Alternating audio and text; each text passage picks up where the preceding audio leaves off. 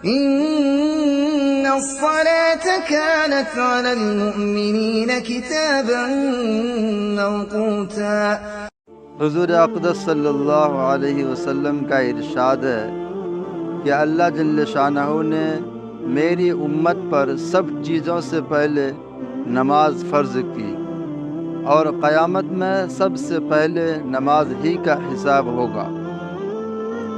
نماز کے بارے میں اللہ سے ڈرو، نماز کے بارے میں اللہ سے ڈرو، نماز کے بارے میں اللہ سے ڈرو۔ آدمی کے اور شرک کے درمیان نماز ہی حائل ہے۔ اسلام کی علامت نماز ہے۔ جو شخص دل کو فارغ کر کے اور اوقات مستحبات کی رعایت رکھ کر نماز پڑھے وہ مومن ہے۔ حق تعالی شانہ نے کوئی چیز ایمان اور نماز سے افضل فرض نہیں کی۔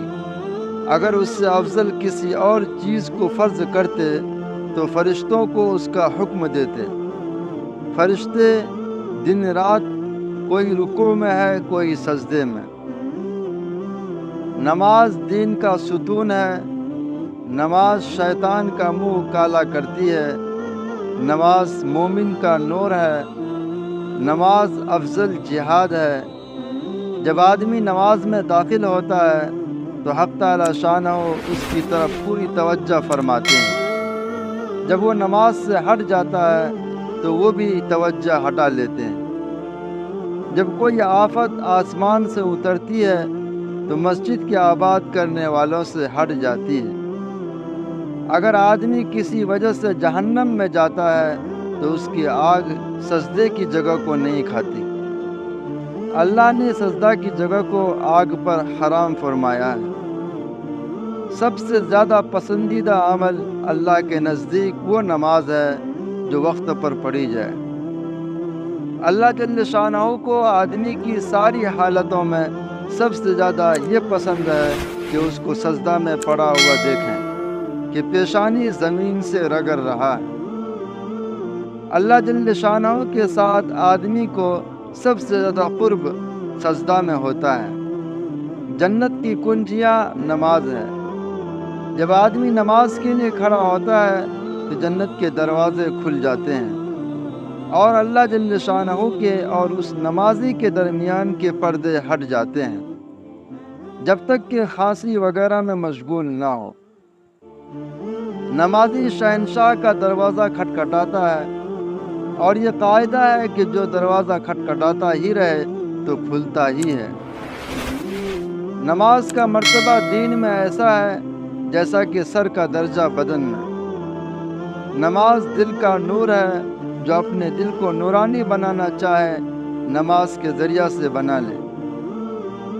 جو شخص اچھی طرح وضو کر لے اس کے بعد خشوع و خضوع سے 2 یا 4 رکعت نماز فرض یا نفل پڑھ کر اللہ سے اپنے گناہوں کی معافی چاہے، اللہ تعالی شانہ معاف فرما دیتے ہیں۔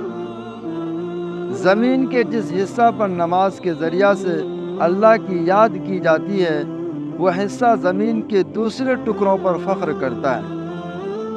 جو شخص 2 رکعت نماز پڑھ کر اللہ تعالیٰ سے دعا مانگتا ہے تو حق تعالی شانہ وہ دعا قبول فرما لیتے ہیں، خواہ فوراً ہو یا کسی مصلحت سے کچھ دیر کے بعد، مگر قبول ضرور فرماتے ہیں۔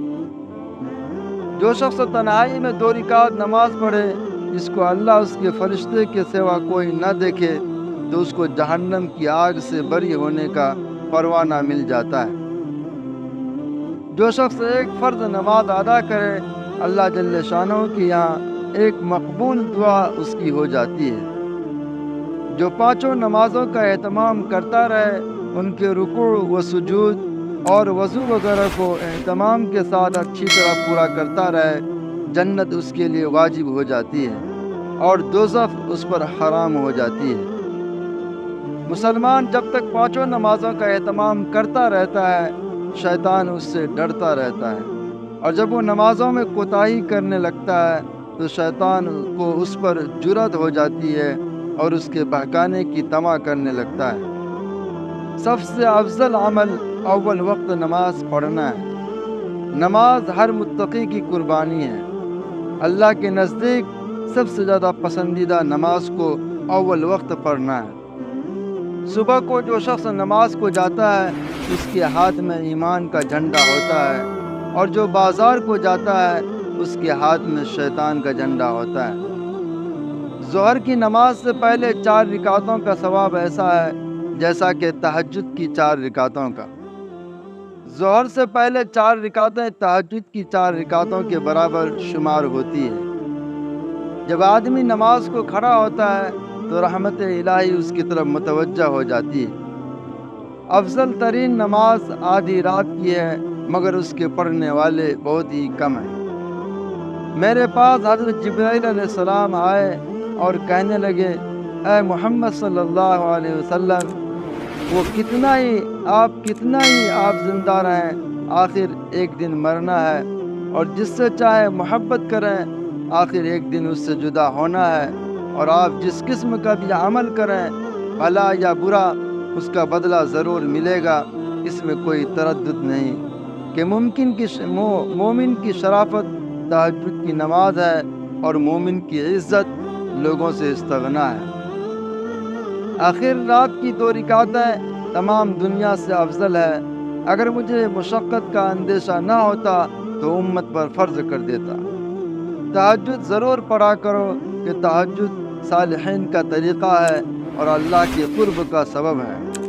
تہجد گناہوں سے روکتا ہے اور خطاؤں کی معافی کا ذریعہ ہے۔ اس سے بدن کی تندرستی بھی ہوتی ہے۔ حق تعالی شانہ کا ارشاد ہے کہ آدم کی اولاد، تو دن کی شروع میں 4 رکعتوں سے عاجز نہ بن، میں تمام دن تیرے کاموں کی کفایت کروں گا۔